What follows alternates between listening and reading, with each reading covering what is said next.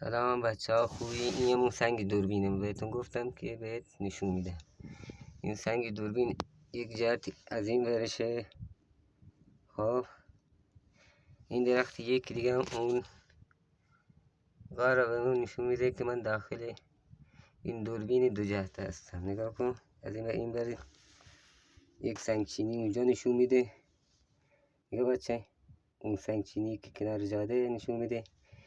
اینو باز این یکی نشون میده. این قراره نگاه کن، جلوش یک سنگچینی قدیمیه. حالا اینو باید از بیرون بگیرم بهت نشون بدم که سنگچینی چجوریه. نگاه بچه، این همین دوربین ما هست. نگاه بچه، میره داخل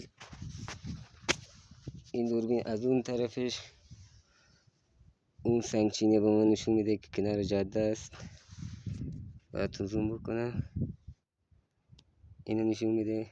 خب بازم این دوربین که از این وره مستقیم نشون میده، اون قاره نشون میده. نگاه بچه، کنارش درخته. این دوربینش اینجا، خدا وکیلی چیزی نشون میده. دقیق است یا نه؟ این دقیق بچه، یعنی واقعا وجود داره اونجا. من خودم رفتم نگاه کردم، اونجا یک سنگچینیه.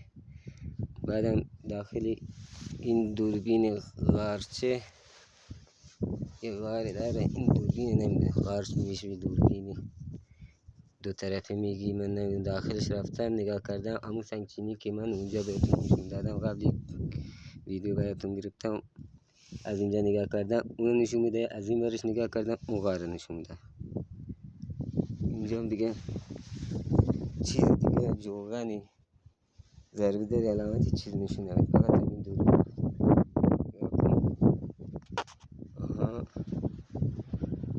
نگاه بچه، اینجا اگه شما میدونید یک علامت روش بذارید.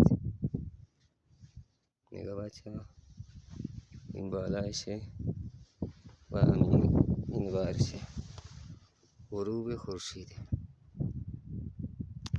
بهتون دوباره نشون میدم، بعد نگید که آقای محتنی چیکار کرده، نشون نداده. نگاه کن بچه ها، اینجا قشنگ بیایین. اوف کلم خورد بچه، اینجا که نشون میده همون سنگچینی بهتون گفتم. خب بچه ها، کامل آدم یک آدم داخلش دو نفر، یک دو نفر سه نفر جا میشه داخل. این مستقیم اون غار نشون میده. جلو غار یک سنگچینی وجود داره. شاید پلون بوده، باز کردن قدیم در قدیم. من که یه آدم تا ندیدم اینجا که حفاری کنه، ولی میبینه ولی سنگچینی وجود داره واقعا جلوش. میبینی اینجا یه غار است، جلوش یک سنگچینی، سه تا هم درخت ضربه داری. نگاه بچه، و اینو نگاه کن، اون کنار پیش جاده.